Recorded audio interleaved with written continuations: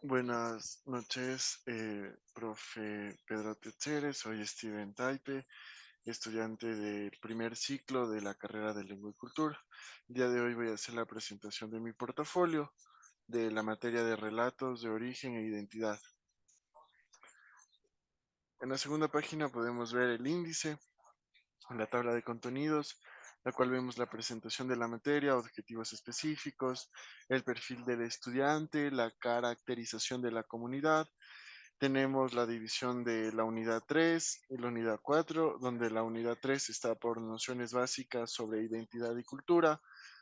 Esta definición y componentes de la identidad, cultura y sus elementos, la identidad, la cultura, el cambio social, derechos indígenas y desafíos actuales. En unidad, en unidad 4 vemos los códigos lingüísticos no verbales en la construcción de la identidad. Tenemos definición, tipos de códigos lingüísticos y no verbales. Como objetivos específicos tenemos el valorar y promover el reconocimiento de la identidad individual y colectiva. También tenemos comprender la importancia de las narrativas orales y otros tipos de lenguas como elemento fundamental de la identidad. Aquí vemos la presentación de la materia y dice que el módulo de relatos de origen e identidad corresponde al campo formativo de sabidurías diversas y que tiene como propósito el comprender las prácticas históricas e identitarias de los pueblos y nacionalidades a partir de la memoria, los relatos y las narrativas, es decir, de la comunicación oral y otras formas de comunicación. La Universidad Don Mauto Iguazzi, con su carácter de universidad comunitaria, tiene como eje estructurador la vinculación con la sociedad y poner los saberes diversos al servicio de la sociedad para transformarla. Por lo tanto, se pretende para la comunidad, logrando así comprender la importancia de los relatos de origen y la identidad, creyendo que es necesario apropiarse de los métodos de la investigación comunitaria y autoetnografía indígena, y de la investigación acción participativa para trabajar en comunicación verbal y no verbal. Aquí podemos ver el perfil del estudiante, la georreferencia de la localidad a la que se pertenece. Luego podemos ver de qué manera los objetivos de esta materia contribuyen al paradigma de la Via Yala y podemos ver que nos dan como cuatro saberes, ¿no? En estos cuatro saberes tenemos el saber hacer, saber conocer, saber convivir y saber ser. Entonces, el saber hacer es la práctica, la técnica que nos tienen. El saber conocer es la teoría, la materia, los relatos, la historia y lo que podemos reflejar en cuanto a a la moldura de la identidad y las comunidades. Y el convivir son las partes de las relaciones interpersonales e intercomunitarias que se mantiene, y el saber ser es ya el proceso de autocrítica y el de autocreación de uno mismo. Presentamos la unidad 3 donde vemos las nociones básicas sobre identidad y cultura. Luego tenemos la definición y los componentes de la identidad y vemos que en la semana 9 nos dice qué es la identidad y vemos que la identidad es el conjunto de rasgos y características que nos diferencian o nos asemejan los unos con los otros. Y aquí vemos que estas identidades nosotros las hemos categorizado en identidades colectivas y en identidades individuales. ¿Cómo se conforman? Estas se van configurando con el tiempo desde las experiencias en nuestro entorno, espacios durante un tiempo. Estas se dan desde las influencias externas como internas. Estas se mantienen durante las interrelaciones sociales. Vemos que la cultura y sus elementos. La cultura es el conjunto de costumbres, ritos, tradiciones, creencias, filosofía, arte, símbolos y lenguaje en una composición de elementos tangibles e intangibles que reflejan sus conocimientos, valores, normas y comportamientos, caracterizando a un grupo humano en específico que han sido transmitidos de generación en generación. Nosotros en cuanto a los tipos de cultura hemos categorizado o identificado dos. Entre ellas está la popular y la elitista. La popular son las prácticas y los elementos culturales que han sido incorporados en la sociedad y los mismos se han apersonado de ellos. Y en cuanto al elitista, vemos sobre las costumbres y la representación de los grupos con poder económico y político. La cultura tiene cuatro funciones, es la identidad, la comunicación, la adaptación y la transmisión. En cuanto a la identidad, la cultura y el cambio social, nosotros nos hemos enfocado en los movimientos sociales en Ecuador.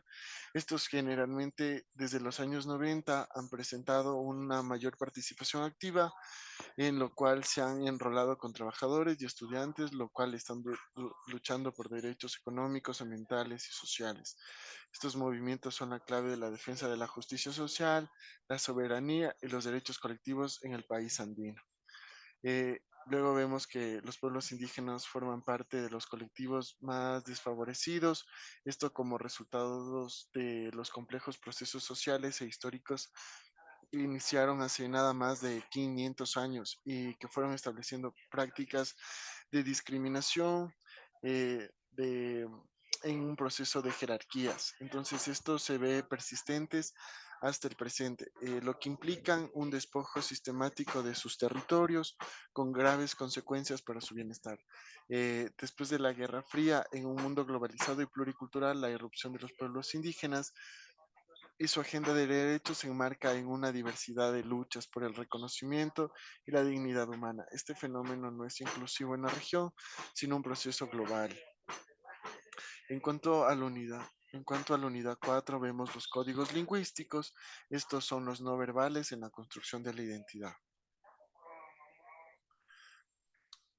Y vemos, ¿no?, los tipos de códigos lingüísticos no verbales. La comunicación es fundamental para interactuar en el mundo. Se puede expresar a través de diferentes códigos, entre ellos los lingüísticos y los no lingüísticos. Los códigos no verbales son aquellos que no utilizan el lenguaje hablado o escrito, sino que se basan en otro sistema de signos. Vemos como formas de comunicación la verbal. Esta utiliza el lenguaje hablado, la no verbal que utiliza otros sistemas de signos y el lenguaje escrito que utiliza la escritura, la visual que utiliza imágenes. Luego vemos los códigos lingüísticos no verbales y la cultura.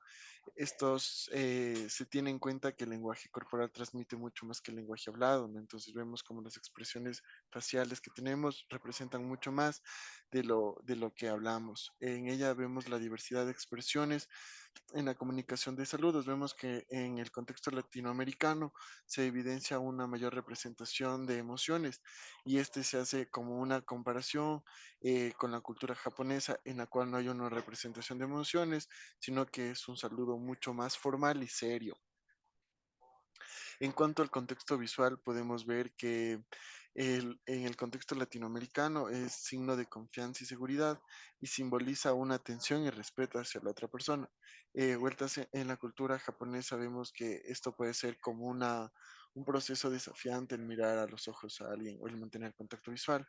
En cuanto a los gestos, vemos que en la cultura japonesa no hay expresión de emociones, hay una autocensura en cuanto a la expresión de la misma. Sin embargo, en el contexto latinoamericano es todo lo contrario. Vemos un proceso de mayor expresiones donde las personas incluso se pueden categorizar de amigueros. En cuanto al silencio, en la cultura japonesa el silencio forma parte del respeto y la pausa armónica que permite la cultura. Sin embargo, en el contexto latinoamericano podemos ver que representa un desconocimiento o incluso que puede representar un momento incómodo o el desconocimiento acerca del tema.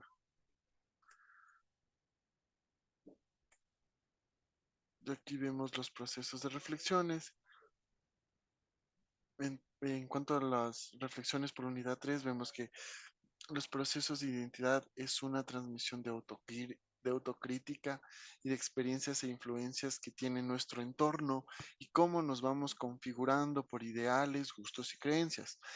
También vemos que la cultura es un conjunto de costumbres, ritos, tradiciones, creencias, filosofía, arte, símbolos y lenguaje en una composición de elementos tangibles y intangibles que nos identifica a cada uno de nosotros.